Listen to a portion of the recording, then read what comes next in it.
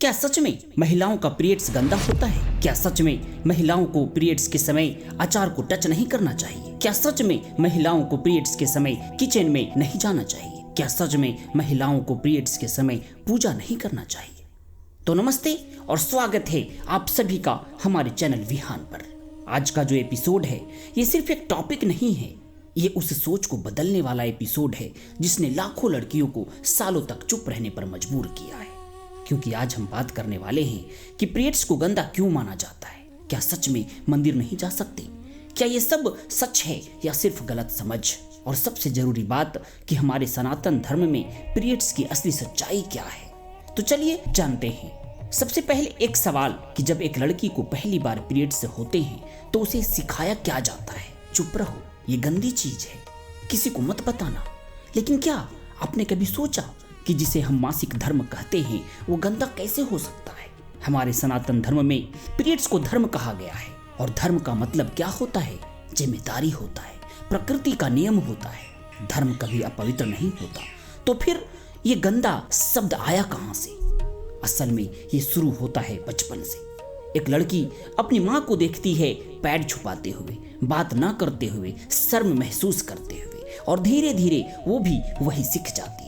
यहाँ तक कि कई लड़कियां अपने फीमेल फ्रेंड से बात करने में भी अनकंफर्टेबल महसूस करती है, लेकिन मेल फ्रेंड से खुलकर बात करती है। क्यों? क्योंकि जजमेंट का डर घर से शुरू होता है। अब सबसे बड़ा सवाल है कि ये सोच कहां से आई? क्योंकि असल में हमारे ग्रंथों में कहीं भी नहीं लिखा हुआ है कि किचन में मत जाओ, मंदिर मत जाओ। वहां सिर्फ इतना कहा गया है कि पीरियड्स के समय आराम करो, हैवी काम मत करो।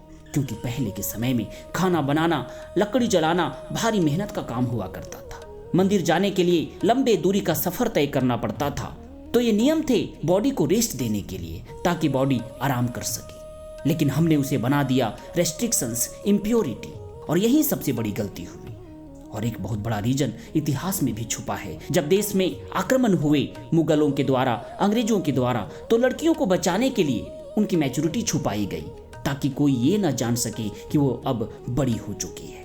और यहीं से शुरू हुआ पीरियड्स को छुपाना, इसके बारे में बात ना करना, क्योंकि जो पहले सुरक्षा थी वो आज शर्म बन गई है। अब एक ऐसा एग्जाम्पल जो आपकी सोच हिला देगा। सोचो कामाख्या मंदिर के बारे में, जहां हर साल देवी के पीरियड्स को एक फेस्टिवल की तरह सेलिब्रेट किया जाता है, और वहां का प्रसाद भी उससे जुड़ा होता है। तो बताओ, जहां देवी मेंस्ट्रुएट करती है वहीं एक लड़की को अशुद्ध क्यों कहा जाता है? अब बात करते हैं उन मिथ्स की जो आज भी हर घर में सुनने को मिलते हैं कि किचन में मत जाओ, अचार खराब हो जाएगा, दही खट्टा हो जाएगा, पूजा करने मत जाओ। लेकिन सच क्या है? ये सब मिथ्स नहीं, सभी अज्ञानता का परिचय है। पहले किचन बहुत हैवी काम था, इसलिए कहा गया कि आराम करो, लेकिन हमने उसे बना दिया कि तुम मत छुओ। अब थोड़ा साइंस से भी समझो कि आयुर्वेद कहता है कि हमारी बॉडी 3 चीजों से बनी है, वात, पित्त और कफ। पीरियड्स के समय बॉडी ऑलरेडी एक्टिव होती है, क्लीनिंग प्रोसेस चल रहा होता है। अगर इस समय हैवी फूड, ज्यादा काम, स्ट्रेस लिया तो इम्बैलेंस होगा, क्रैम्प्स आएंगे, मूड स्विंग्स करेगा, पीसीओएस और पीसीओडी हो सकता। इसलिए कहा गया लाइट फूड करो, रेस्ट करो, काम एनवायरनमेंट में रहो। लेकिन हमने क्या किया?